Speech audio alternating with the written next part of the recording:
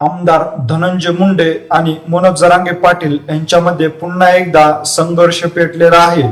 शाब्दिक संघर्षामुळे आता चांगलंच वातावरण जे आहे ते तापल्याचं आपल्याला पाहण्यास मिळत आहे.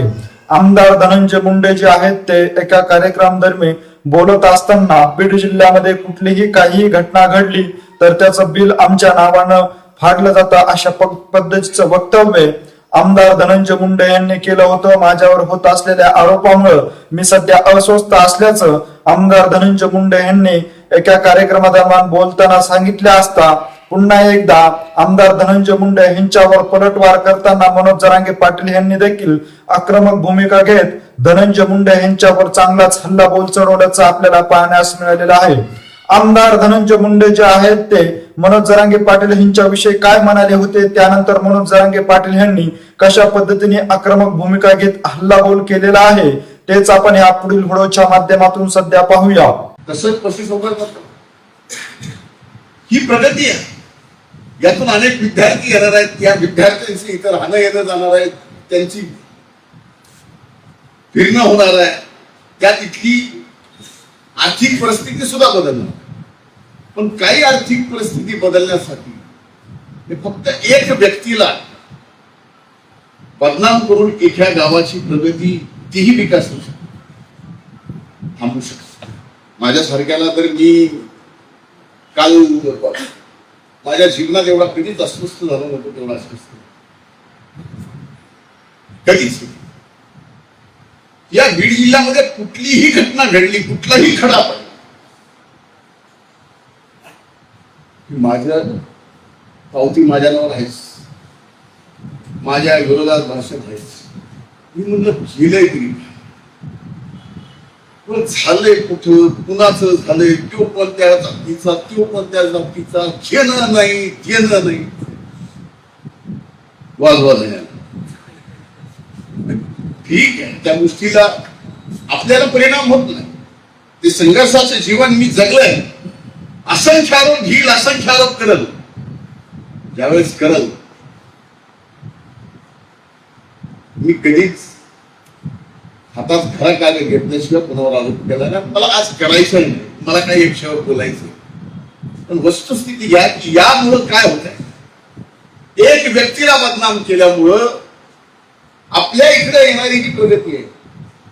कोण म्हणतं सिमेंट फॅक्टरी कशी आली, आज कशी कुणाला माहिती की सिमेंट फॅक्टरी कशी आली. सिमेंट फॅक्टरीची जमीन पासून सिमेंट फॅक्टरीला त्या माझ्याकडे असलेलं राखेचं टेंडर पूर्ण फुकट 1 रुपयाने घेता त्यांना दिलं, त्यावेळेस ती सिमेंट फॅक्टरी. दादा, विषय असा आहे की काल धनंजय मुंडे बीड मध्ये होते आणि बीड मध्ये त्यांनी म्हटलेलं आहे की इकडे काही जरी झालं तरी नाव माझंच येतं. बीड मध्ये कोणतीही घटना घडली की माझंच नाव घेतलं जातं. त्याचं काय नाव येतं, त्याला कोण विचारतंय, कोण येतो, कोण लागून गेलास, तो नाव घ्यायला, आणि त्याला काय गुतलंय कोणाचं तो नाव घ्यायला. वर्तणुकीत बदल कर ना. ज्या मराठ्यांच्या जीवावर निवडून आला त्या मराठ्यांचेच मुर्दे पाडतो का लोकांच्या हाताने? तुझी लाभार्थी टोळी, त्यासाठी झालं ना वैर, सगळं वैर झालं ना. गोपीनाथ मुंडे साहेब होते तेव्हा मराठा समाज आणि वंजारी समाज एकमेकाला किती माया लावायची. तुझ्या नास्तिकपणामुळं, तुझ्या त्यातल्या वर्तणुकीमुळे ते लाभार्थी गुंडाळ लोक ते भंगार भुंगारी गोळा करून आणले तो कुठून ना. त्यांच्यासाठी ते कसले राडे करणार, कोणाला खंडणी मागणार, कोणाचे खून करणार, कोणाला बदनाम करणार, छेडछाडी करणार. त्यांना तू सांभाळणार आणि तू अशी वाईट कृत्य घडून आणणार आणि म्हणा तू जर बोलतो तुझ्यावर बोलायला काय गुतलं कोणाचं, वाचून काय राहिले कोणाचं, फालतू जाळे करणार. अहो मंत्री कशाला होते माणसं, पहिले विकास करा. विकास करण्यासाठी मंत्री व्हायचे, काम मतदारसंघातले करण्यासाठी मंत्री व्हायचे. अरे मंत्री नुसते केलेले हे गुंडांनी, त्याच्या लाभार्थी टोळीनी केलेले कुटाने त्याच्या केशी होऊ नये, गुन्हे दाखल होऊ नये, यासाठी मंत्रीपद मागे देते. यांची दादागिरी चालाव, यांची गुंडागिरी चालाव, हे म्हणते तसंच लोक वागले पाहिजेत. बापाचे पेंड होय तुम्ही म्हणता तसं वागायला. अरे किती खरं सांगतो मी तुम्हाला, गोपीनाथ मुंडे साहेबाच्या काळात ना मराठा आणि वंजारी समाज इतके एकमेकाला माया लावायचे. याचे लाभार्थी लोक आल्यापासून, हे गुंडाळ लोक आल्यापासून लोक आमच्या मराठीचे लोक माया सुद्धा लाविनात त्या समाजाला, माया सुद्धा लाविनात. कारण हे कचाकच मराठ्यांचे पोरं मारून टाकायला लागले. कस काय मराठीचे लोक यांना माया लावणार? यांना मराठ्याचं मत पाहिजे. आणि म्हणा तो नाव घे, तो काय कोण नाव घेतोय? संतोष भाईचा देशमुखांचा खून केला त्या टायमाला तू पाठराखण केली, मोर्चे काढायला लावले. आता त्या 5 वडगावला खून झाला, 5 पट्टी वडगावला परळी तालुक्यातल्या मतदारसंघातलं महत्वाचं गाव आहे ते. आणि ती त्याचा मतदारसंघ आहे. योग गेला का भेटायला तिथं गेला? अरे तुझेच कार्यकर्ते आहेत ना ते. मला सांगा तिथले मराठी एक तर भाजपचे असणार आहेत नाही तर राष्ट्रवादीचे असणार आहेत. बहीण भावाचे दोघांचे, तिसऱ्याचं तर नाहीच आहेत तिथं. तुमच्याच कार्यकर्त्याचा खून झाल्यावर तुम्ही भेटायला सुद्धा जात नाहीत. म्हणजे मराठीन का तुम्हाला नुसतं मतदान करायचं का? मतदान करायचं, निवडून आणायचं आणि तुम्ही कचाकच मराठ्यांचे पोरं मारून टाकणार. तुम्ही सोपं समजेल काय एवढं? भाऊ चालून नाही देणार ते तसला शानपणा. झालं ते आता बस झालं. काय गुंडगिरी केली तुम्ही 20-30 वर्षे. कसं काय पक्ष अजयदादाने याच्यामुळेच काढून टाकलं. फडणवीस साहेबांनी अजयदादाने याच्यामुळेच काढून टाकलं. हे नकोच उपद्रव करता येईल, हाकलून दिलं काढून तिथून. त्याच काय डबल कसं काय घेत? त्यांचं नाव आता मंत्रिपदासाठी सुद्धा चर्चेत आहे. अशी चर्चा आहे की बाबा पुन्हा मंत्रिमंडळात त्यांचा समावेश होईल. त्याचा मंत्रिमंडळात समावेश होतो. काय बूड बसून घ्यायचो पक्षाला? त्यांना का बूड बसून घ्यायचं का? अजयदादांनी काढलंय कशाला? आणि मराठ्याचा राज्यातला रोष राष्ट्रवादीने अंगावर घ्यायचं. सुमित्राताईंनी किंवा त्यांच्या 2 मुलांनी ते कसं काय घेतील? इथं एवढं मोठं अजितदादांनी लाथ मारून बाहेर काढले. असले उपस्थित खुणं करणं, कुठं अपहरणं, कुठं खंडण्या मागायला लावणं, मागायलाच लावलेत त्यांनी. त्याचेच कार्यकर्ते आहेत ते, दुसरे कोणाचे आहेत? आणि मग अशा टायमाला ते ही घेऊन ते पक्ष वाढणार का राज्यात सगळ्या? मग मराठ्याचा रोष अंगावर घेणार राष्ट्रवादी. आणि तुम्ही घ्या तुम्ही, मग तुम्हाला मराठी काय आहेत ना, राष्ट्रवादीला बी कळते आणि भाजपला पण कळते. फडणवीस साहेब घेणार का?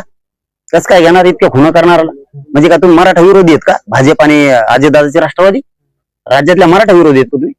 जाऊन विचारा जरा राष्ट्रवादीला म्हणा, अजितदादाच्या बीड मध्ये किती त्रास आहे मराठ्यांच्या लोकांना. विचारा एकदा. भाजपचे फडणवीस साहेब जरा तुमचे लोक पाठवून विचारा एकदा किती त्रास आहे मराठ्यांच्या लोकांना.